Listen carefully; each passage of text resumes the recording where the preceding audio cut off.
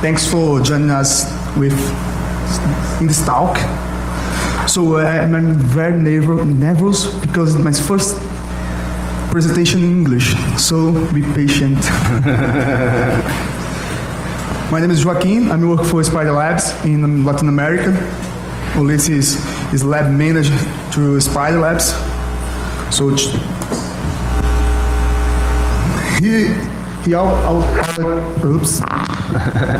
agenda. We're talking about introduction, motivation, background, how stuff works. The microfiche. The microfiche is the tool. We developing the tool with. The tool we develop. Isso aí. Then future work and conclusions. So.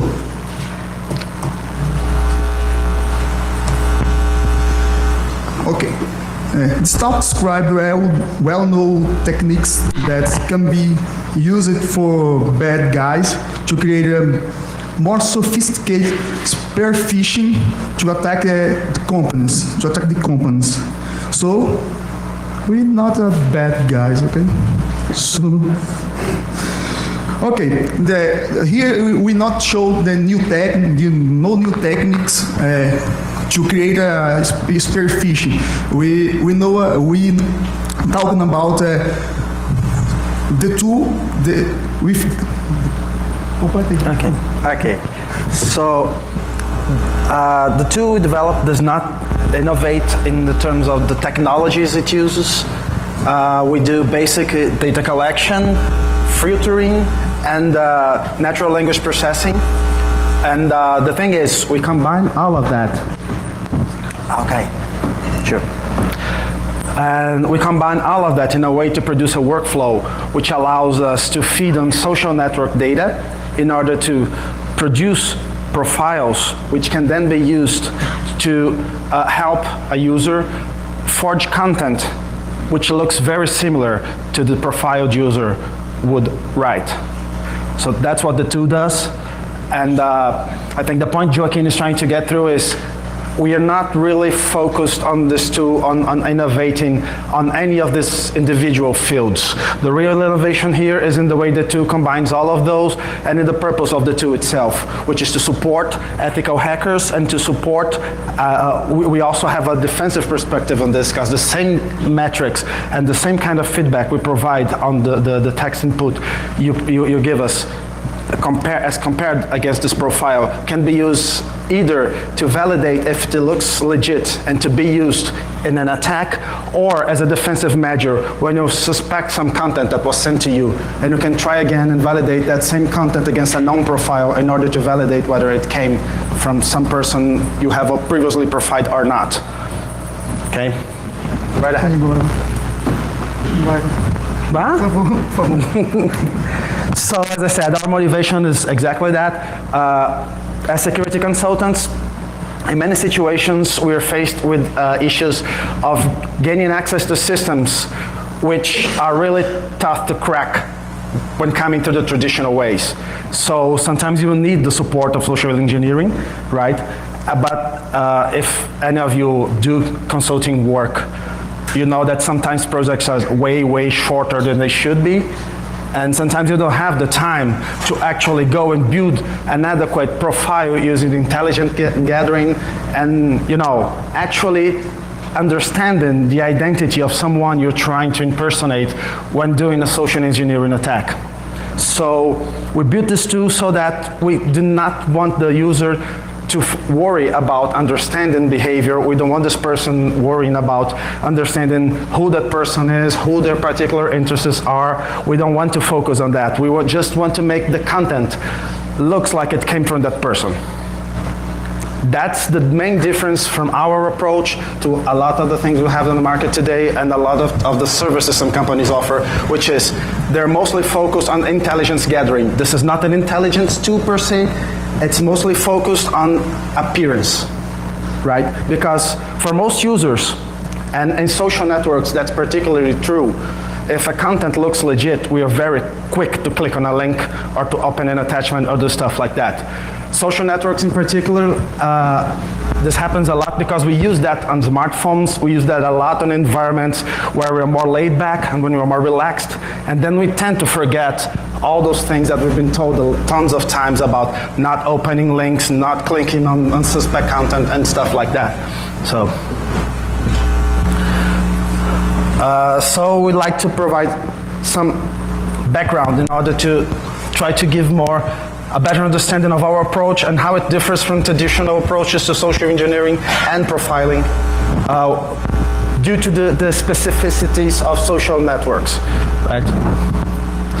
So, regarding social networks themselves, first thing is tons of them out there.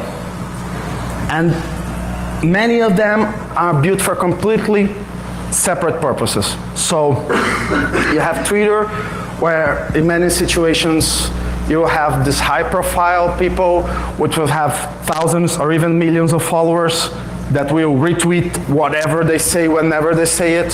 Sometimes you have stuff like Facebook, where you have users who are closely, I think Facebook is probably the thing that most closely resembles what we refer as friendships in real world, right?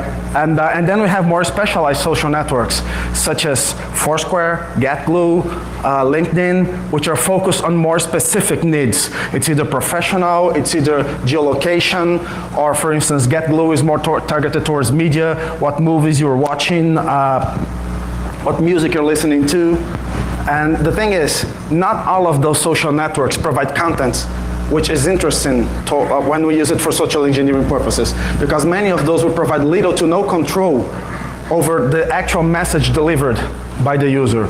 So when I do a check-in to a mover, say in GetGlue, I am allowed to provide a little message, but most of the content of the actual check-in is provided by the social network when it says, my user is now watching the move X, right? Or same thing with Foursquare. When I check into a place and I don't provide an additional message to that, the content is entirely generated by Foursquare itself. And it would say that Ulysses has checked in at place, whatever. So for our purposes, that's pretty much useless because that's the same for every single user out there. It does not give context, and we're talking about spear phishing. Spear phishing is all about context. We have to provide some message that will make the user believe that it actually came from the person we say it came from, right? So, no, you can go back a little, no? Okay, no, so go right ahead, sir. So there's also the overlap of social networks, which is an issue. A lot of social networks allow you to link accounts so you can publish status from one social network to the other. For instance, when you do a check-in in Foursquare and have your Twitter account linked to that, it will post a tweet saying, you have checked out in this place, right? And we'll talk about this later on, but the main issue with that is you cannot use then that source as an authoritative source of user-generated data, because you now have a lot of content that was not actually written by the user. It was posted on their behalf by these other social networks, but will show up in their timelines as if it was written by those users. So we have to filter those out. We'll talk a little about that later. So we mentioned that, yeah. And the purpose of the end purpose of our tool, phishing, right? Phishing in the traditional sense is pretty much, throwing a bait, see if anyone bites. That's where the term came from. Spear phishing, more targeted phishing, something that's not really like throwing it out for any specific user, but rather throwing it out for a very specific user or a very specific user profile at least, right? So this is what we're talking about here. Social networks can help us in that regard because in a lot of scenarios, and this already happens today, sometimes you will trust stuff a little more when, say, you get mentioned by someone directly by your user ID on a social network status update. I don't know if any of you got that already, but it's quite common as used by some people to gain followers. So they will post random garbage and then mention a lot of random users in their tweets. So you eventually click on their profile to see who is this guy who's mentioning me. And that could lead to a bunch of other consequences, right? So that's what the kind of thing we're talking about here, which is trying to give more context to that. So instead of looking like it came from this random person who mentions you for no particular reason with a nonsense message, we want to make it look like there is a legitimate reason, and we want to provide the two. We want to provide you with a tool that helps you support writing content in that way. Okay, so the data pre-processing, what is it? As we said, tons of data sources, right? These data sources, some of them interesting to us, some of them not. Also, in Twitter, which is what our tool right now is tailored for, there is the concept of retweeting, and then retweeting has two distinct modes, which is native retweets and quote retweets, which they used to call old-style retweets, right? So when you're doing what Twitter call a native retweet, you can actually obtain the information that content was not originally written by the person and the timeline it's appearing on, right? So you can see that, okay, this is something else being quoted here. But for old-style retweets, right, or quote retweets, you actually prefix the message with an RT, a mention to the original user, and then the content. And the problem with that is that sometimes people will add content to the end of the message. Sometimes they will alter the original message so they can fit their message appended to the original message, right?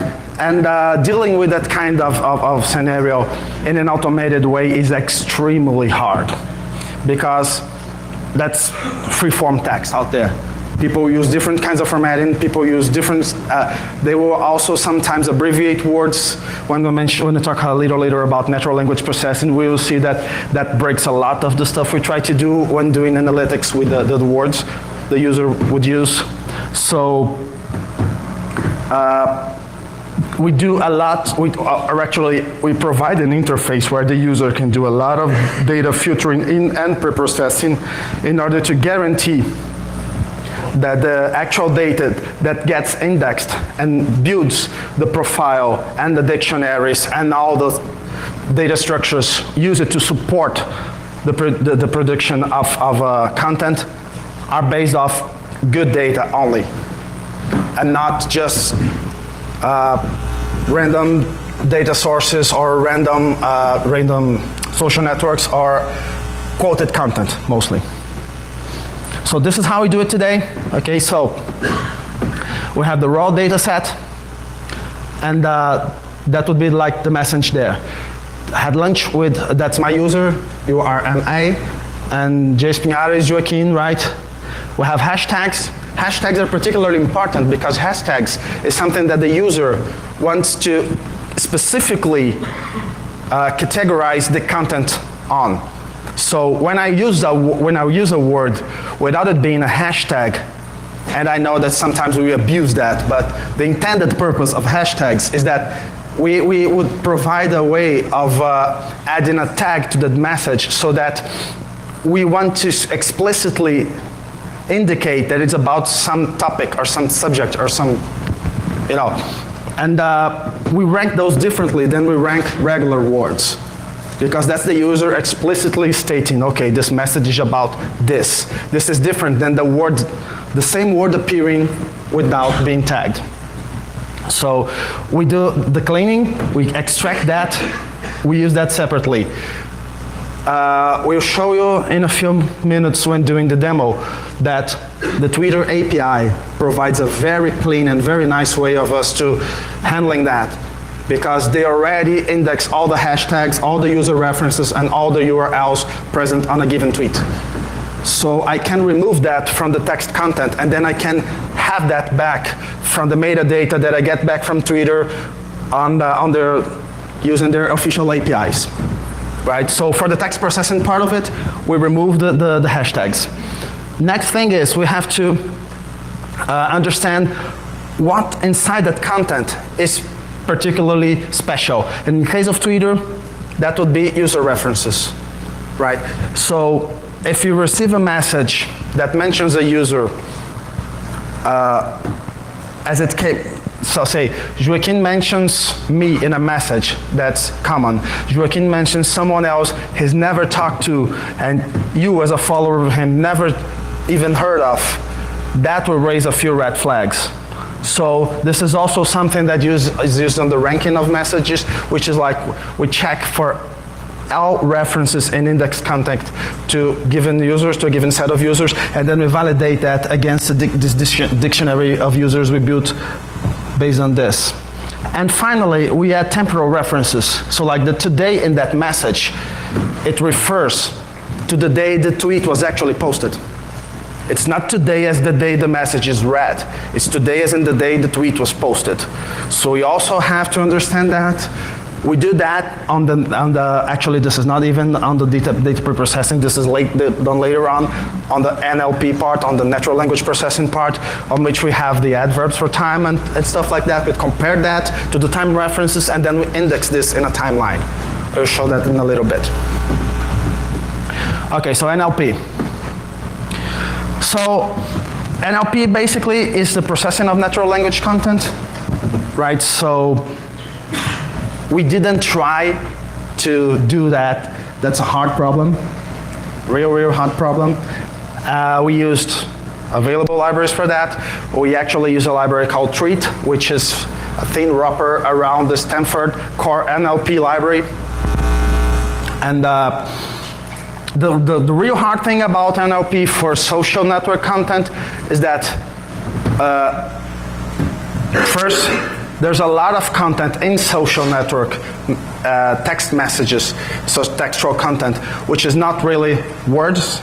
So URLs, user references, and hashtags are just an example of that. But sometimes you get additional stuff, like say, sometimes you get abbreviated words, sometimes you get acronyms, and sometimes, especially with younger people, they will cut out vowels, they will abbreviate words to completely meaningless abbreviations that we can't really address with traditional NLP. There are efforts in trying to expand the NLP parsing abilities of existing tools in order to better support that, but we couldn't find a library that provided all the available metrics we need to use, combined with good support for, you know, SMS-like text input. So there's very little out there that will do the kind of stuff that Treat does for us today, and also handles well abbreviated words, words without vowels, acronyms, and things like that. Okay, so this is, let me check the time. Yeah, we're rushing a little bit, but it's better because you can see the demo and see how this actually looks. Okay, so, okay, yes, I'm interfering right now. Okay. So how this works. Some of the concepts we built. First thing is, we need someone to profile. We call this an unknown subject, unsub. Anyone who watches Criminal Minds have probably heard the term before. Based on that, we then provide a list of social network IDs we can use on that person. The tool today supports more than one social network ID, but the current implementation is Twitter only, right? So you can have multiple Twitter accounts linked to a given subject. Sometimes that will happen a lot because, especially in corporations, people will have their individual or outside work IDs. They will have their corporate identities. They will have sometimes they handle social media for the company, and they will have multiple accounts. And even if they sound like they express themselves in different ways through those identities, they cannot really hide the specificities of the way they write. So for instance, there are tons of studies that say For example, that men tend to use more adverbs, women tend to use more adjectives. And this kind of thing will show up when profiling content written by those people, even if they try to be more formal when writing content under corporate identities, or be more relaxed and laid back while writing content under their personal identities. Right, so you can't really hide these kinds of things because they're very much ingrained in the way we tend to act as human beings. When we do this collection, the current implementation uses the official APIs. We also consider doing scraping. Thing is, most applications today are very much resistant to scraping because, first, that would mean that people would be feeding off their content without an explicit ID or an explicit identification of who is behind that crawling effort.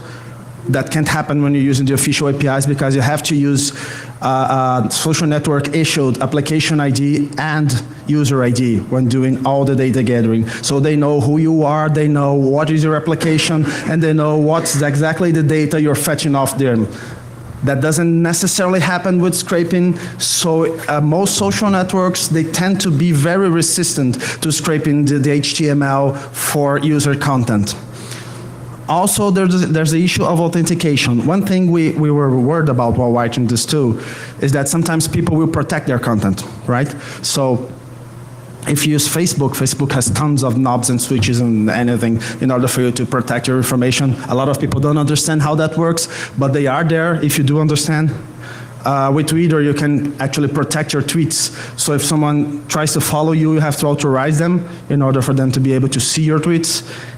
Other social networks also provide similar controls, but the point is, if you are already authorized to see content produced by a given person, we wanted you to be able to.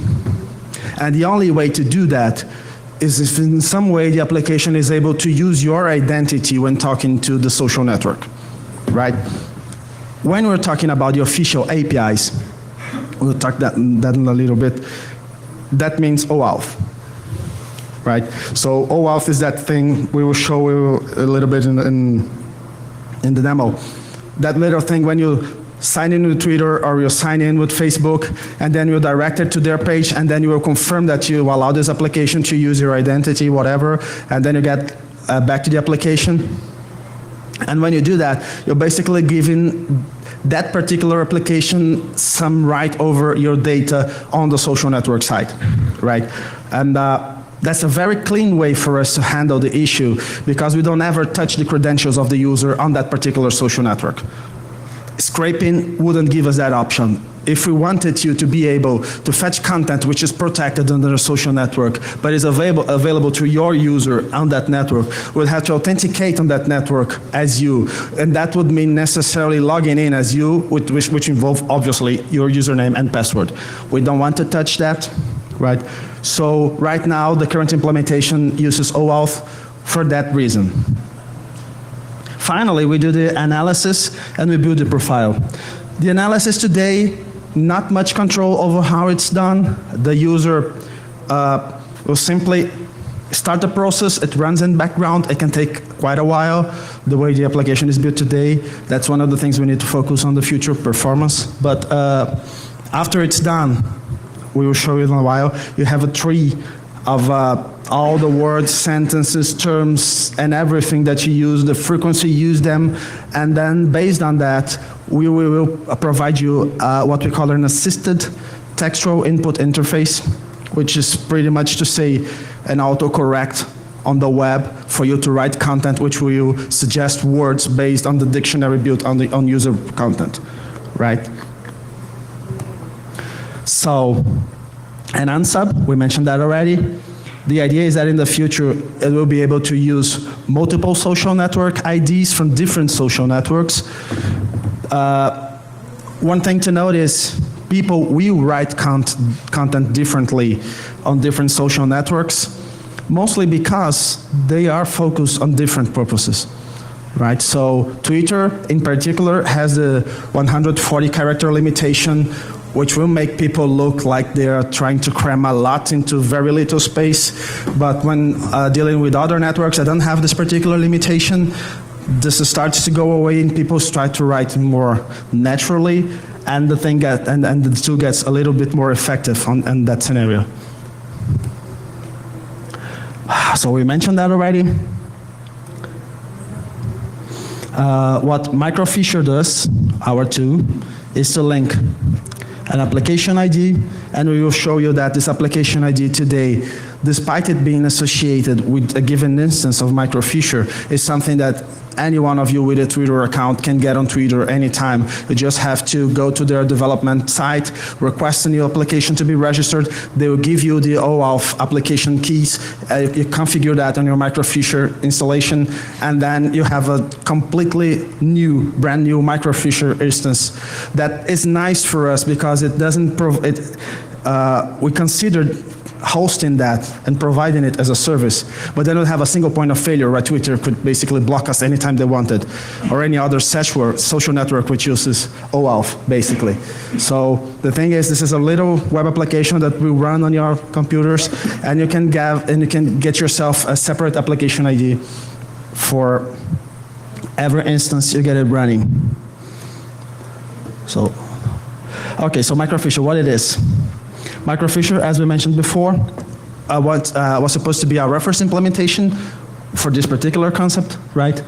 It serves two main purposes: validate potential unknown subject content, that's the defensive perspective, that's validating something provided by a suspect source against a profile we already have, right? And what we think is the main innovation in the tool, which is the assisted textual content input, right? So the assisted textual content input will basically provide you tons of metrics, not really tons, but some metrics in real time while you're entering text, and it will also suggest you words that are most commonly used by the subject. And just so you can show how it looks like, this is how it looks like today. So we have Luis, who is in the audience, and we have Nick Precoco, right? They were our guinea pigs for this experiment. So Luis has a user FN on Twitter, right? And I have 3,240 tweets from Luis in this database. The oldest one is about 2 years old. The newest one is 11 days old, right? The indexing for this is complete. Of course, we are offline here, so it wouldn't be indexing at this time, but this whole process is done in background because it can take a while. There's also the issue with rate throttling on Twitter, so you can't issue too many requests on a short period of time. If you do that, they will start throttling you. If you insist on doing that, they will eventually block you. We had both scenarios already happening, so we didn't want to risk it. But we have, let me just, yeah, that's better. We also have a profile on Luis, which is beer mentions. So this is actually, we'll get back to that in a little, this is actually a MongoDB query, which is used in order to filter out the tweets in our local database we are interested in. So that's anything that has beer, starting with a capital or not B on the system, right? And which did not come from Untapped. That was actually an issue when we were doing our experiments because a lot of the InfoSec guys in our circle of friends, they use Untapped. And Untapped is basically a social network for beers. And there's a lot of references to beers which came from Untapped. So, but we filter out here, right, Untapped, and then we want anything that has to do with beer. That gave us 257 tweets with an average of 12 words per tweet.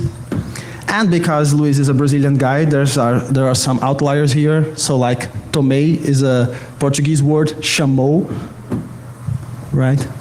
But for Nick,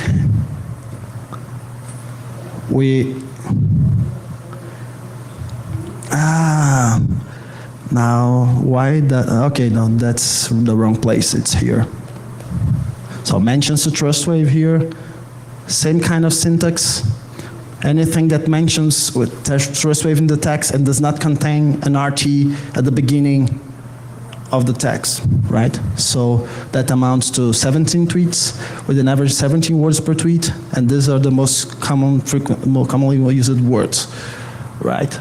So this is pretty much what it looks like. It's very, very simple, as you can see. The fun part is this one, right? So, okay, so let me just get back here.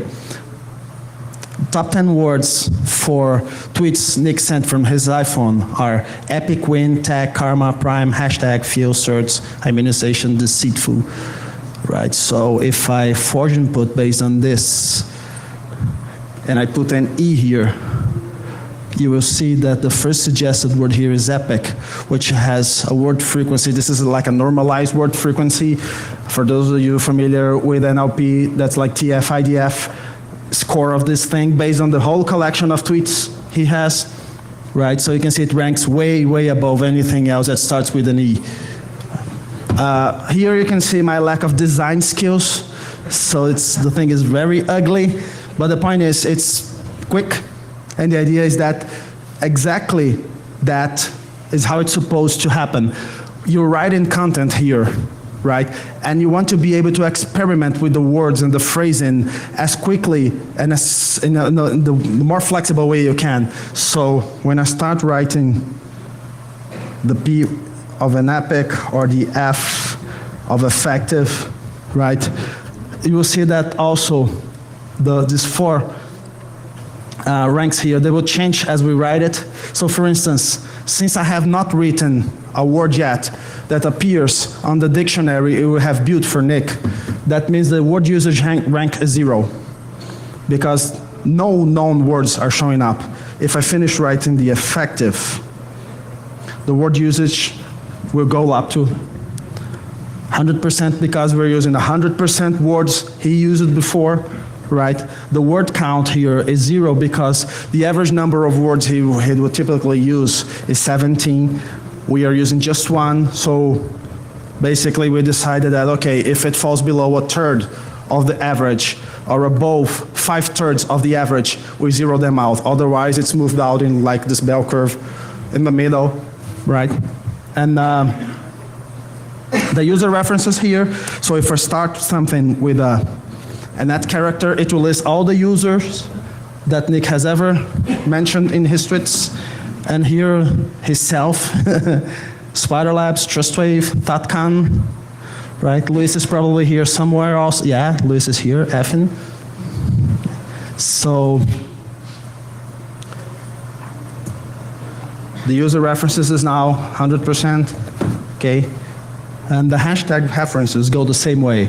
If I start writing a hashtag and it doesn't show up in his list of known hashtags, then the hashtag reference will go down. These things are divided by the amount of appearances they have in the text. So if there are 2 hashtags, one of them is invalid, that would go to 50%. That's pretty much how it works. It's very simple, and the idea is that it's simple enough for you to be able to understand how those metrics would go so that it can help you complete this thing in a way that makes sense. The point is, for forged content, you will never typically get 100% in everything, because if you do get 100% in everything, that means that you used only words, references, URLs, anything that the original user produced, right, at some point in time. So you're basically copying him, and you're not achieving your purpose of actually producing a efficient message, right? So, but let's go back to our regular presentation. So that is the assisted textual content input. As you just saw, Phisher is a web application. It's reader only for now. It's open source, right? It's GPL v3. We use these components on the back end. It's a Rails application. It uses MongoDB plus Mongoid, which is an object relational mapper. We use the delay job for background work. We use OAuth for the actual authentication. So when talking to Twitter, and I can show you a little video if we have, I think we will have the time later. You will see that when it does authentication with Twitter, you only provide your credentials to Twitter, and then you get the token, and you go back to the application the way it should be done, right? And we use Treat for NLP. Treat, as I said before, thin wrapper around the Stanford NLP core. Works very, very well when you're using regular words. Does not work that well with abbreviations. That's one of the things to do in the future, getting back to the Stanford, to the Treat maintainers, and eventually to the Stanford NLP core maintainers, in order to add support for dictionaries, which reference those words that people will tend to use on social networks, right? So the entire flow works like this. The authentication we already mentioned.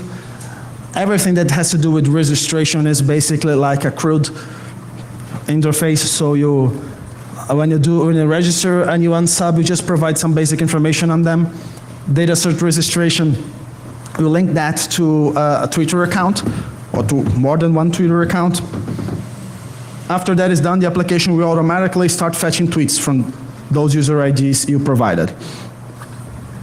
When that is done, then you can actually create what we call a work set.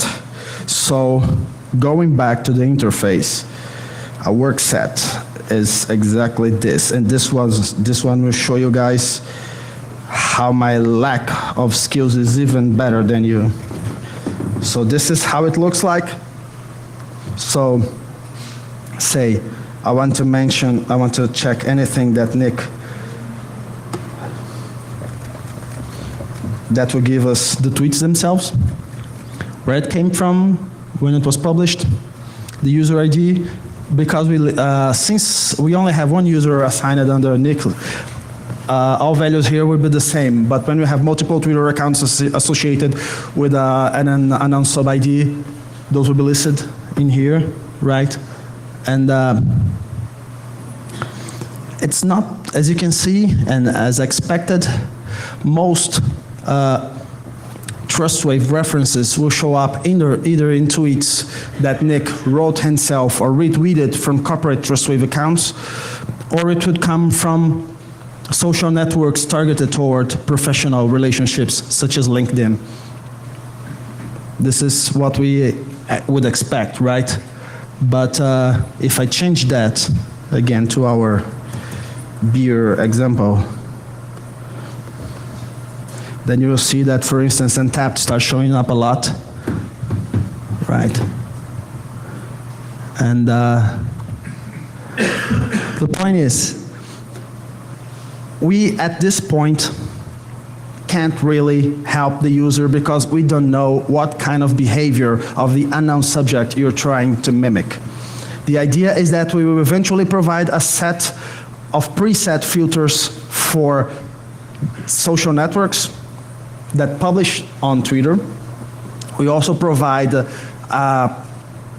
sound-X-like matching to stuff that would probably be published by other social networks that do not follow the rule of setting their source. There are some of those out there, right?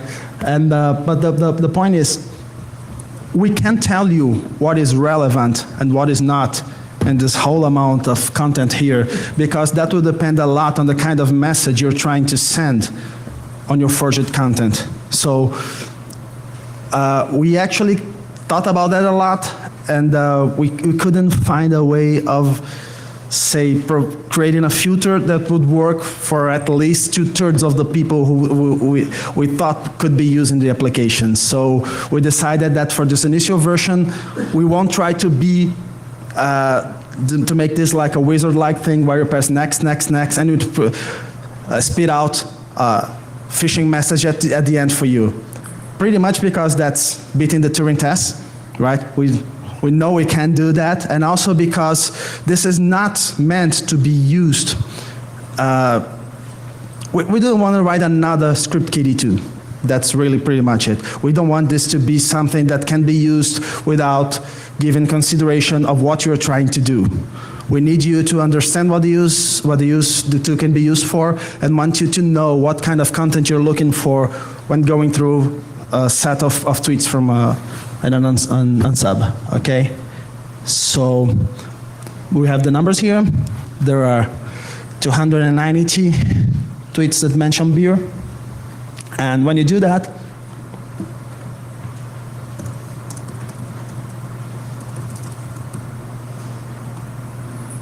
oh, awesome. Okay, so this is because we're offline, and what's happening here is that we'll try to contact Twitter in order to do some validation. We are offline here, the validation will fail, so sorry about that. What happens here is that every time we touch the Twitter account of someone, we will actually reach back to Twitter to validate that's working. So, but the point is, when you start a profile here, that will trigger the execution of a background job that will do the actual processing. When you finish a profile, as we saw here, no, this thing is too big. Let me get a smaller one. Okay, this one is a smaller. This is actually the kind of data structure we get in the back end. So here you can see that we have the words, we have these are called POS tags, and they will show you what kind of word this is, if it's an adverb, if it's a proper noun, an adjective, stuff like that. The idea is that we will eventually introduce machine learning into this thing so that we can do partial analysis while we're writing content in order to evaluate if, for instance, you are using a word in the context of a noun, of an adverb. Today, the dictionary does not take that into consideration. But the idea is that we need to add some kind of support of machine learning to this thing so we can do partial NLP analysis while the user is still building the sentence.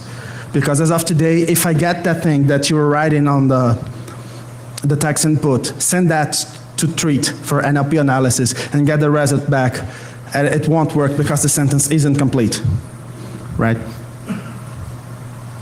Okay, so going back.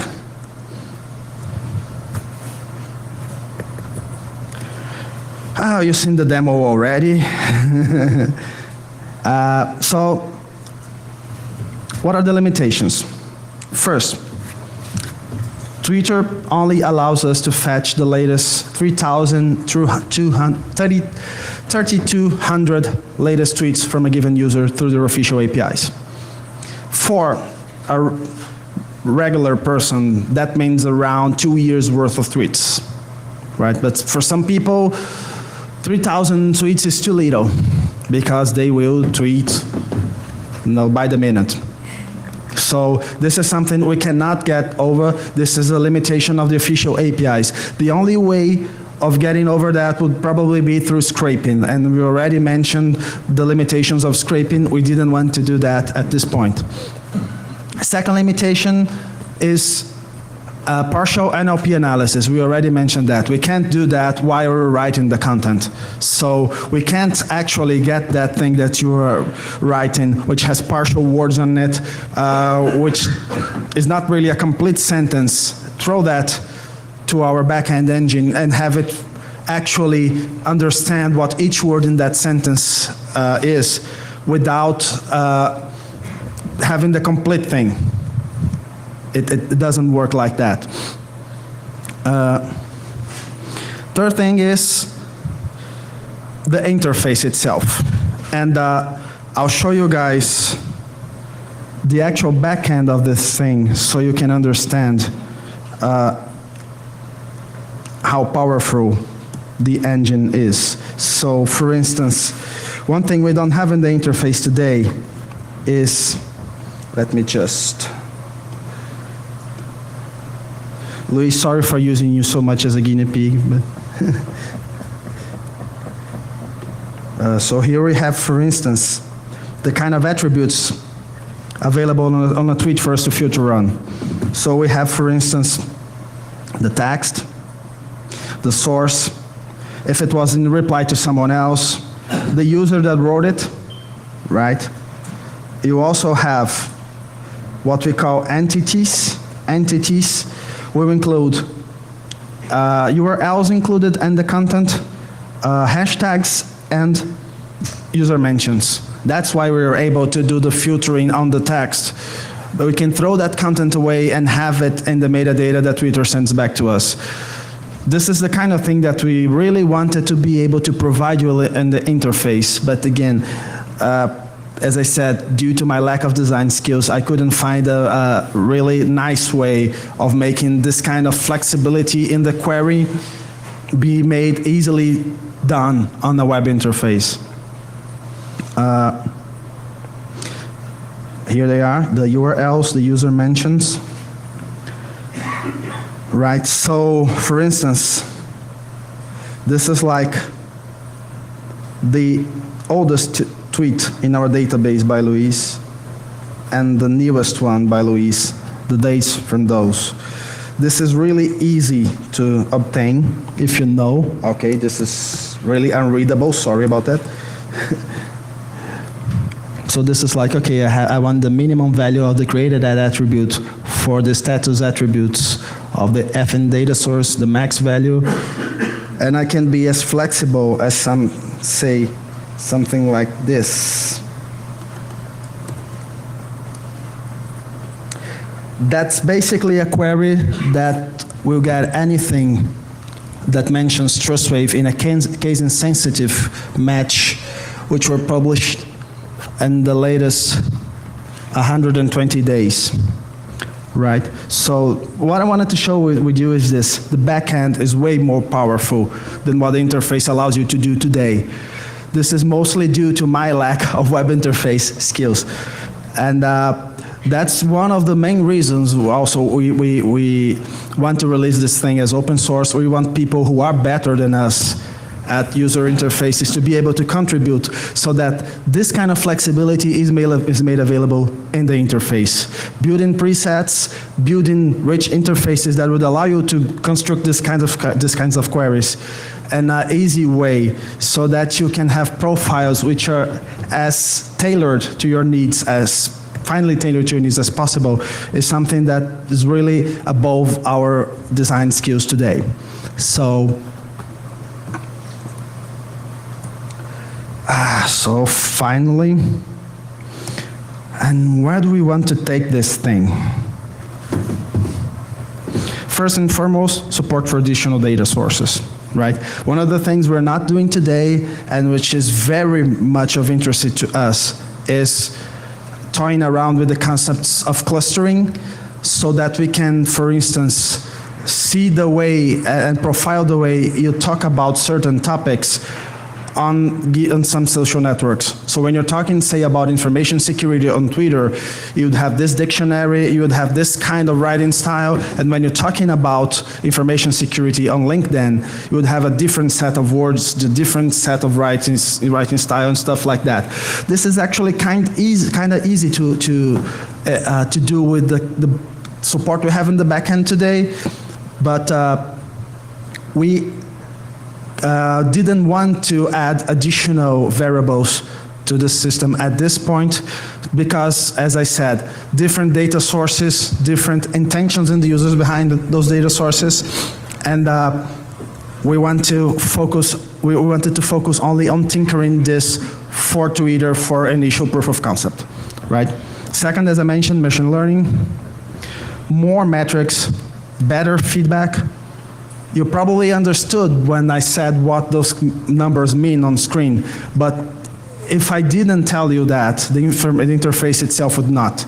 So we want for you to be able to understand better what those numbers mean, so you can actually modify the way your writing style goes so that it better fits what the application expects.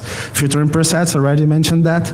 And this one is particularly hard, adequate handling of quoted content, which is like, how do you identify content that mentions someone else inside the timeline of an unsub, right? So when we're quoting someone, you have to know when the quote starts and when the quote ends, because everything else is content we're interested in.